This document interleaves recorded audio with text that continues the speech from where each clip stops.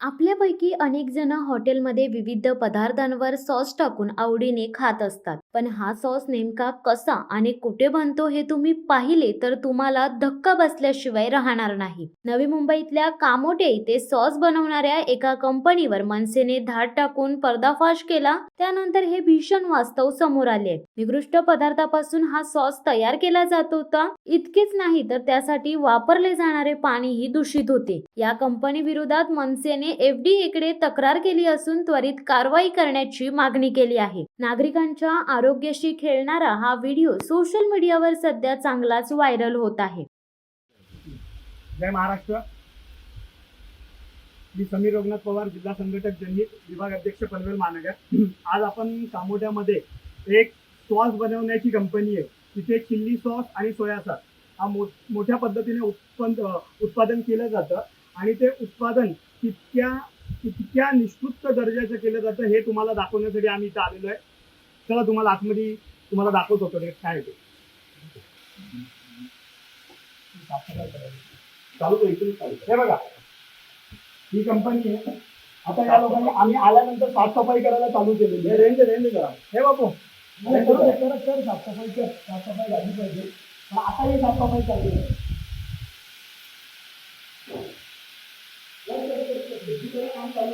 आता सगळ्यात महत्वाची गोष्ट म्हणजे पाणी. तर आता तुम्हाला पाणी दाखवतो. जे पाणी सॉस बनवण्यासाठी वापरलं जातं सगळ्यात पहिलं तुम्ही हे पाणी बघा. म्हणजे सगळ्यात महत्वाचा घटक असतो पाणी. तर हे पाणी बघा कोणत्या पद्धतीचं आहे.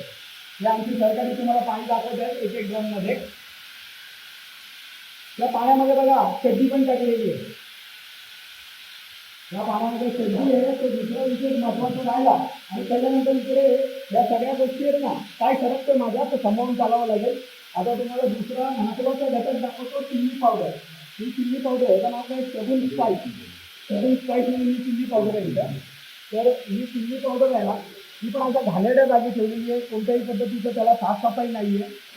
आणि त्याच्यानंतर दुसरा महत्वाचा तारीख पण याच्यावरती लिहिलेली नाही आहे. बघू शकता तुम्ही, याच्यावर कोणत्याही पद्धतीची एक्सपायरी डेट ते बनत आहे. अखंड नवी मुंबईमध्ये सप्लाय होणारी सगळ्या लहानांपासून ते वयोवृद्ध लोकांची फेवरेट असणारी चाऊमिन नूडल्स.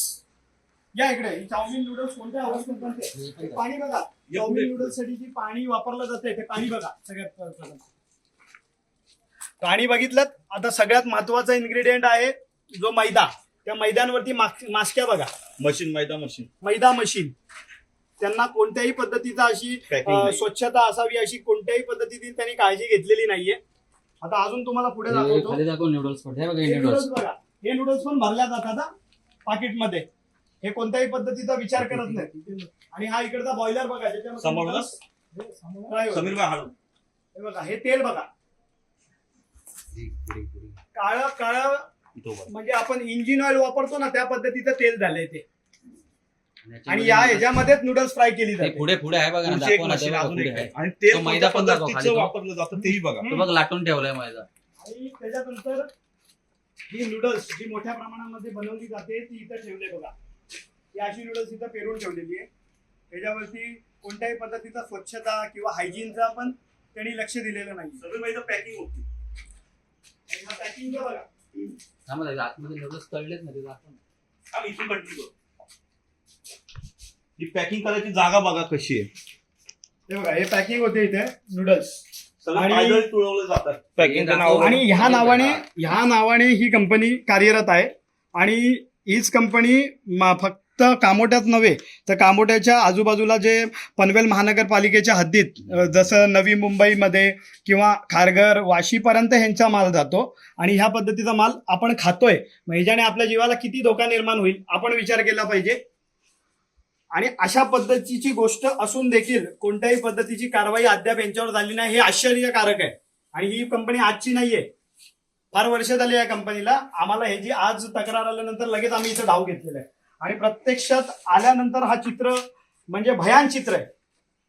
खाण्यामुळे जबाबदार कोणाला जबाबदार धरायचं, प्रशासनाला जबाबदार धरायचं, पनवेल महानगरपालिकेला जबाबदार धरायचं का अजून कोणाला जबाबदार धरायचं, की स्थानिक काही लोकांना जबाबदार धरायचं. तर हे बघा, हा तेलाचा डब्बा आहे. हा तेल ह्याच्यामध्ये भरलेला आहे. वेगवेगळ्या कंपनीच्या तेलाचे डबे आहेत इथे. एक मिनिट हा. म्हणजे तुम्ही कंपनी बघू शकता, इंडिपेंडन्स ऑइल, त्याच्या खाली Palm तेल आहे, सर्व palm केपी तेल आहे. ऑइल्स. इथं तुम्ही बघू शकता स्टार रिफाईन. म्हणजे वेगवेगळ्या पद्धतीचं कंपनीचं तेल युज केलं जातं आणि ते आपण खातो. आपण आजच्या घडीला हे बघा, हा मैदा ठेवलेला आहे आणि ह्याच्यावरती पहिला माशी याचा आस्वाद घेते, मग माणूस घेतोय. मग त्याच्याने आपल्या तब्येतीला किती चांगली गोष्ट घडेल.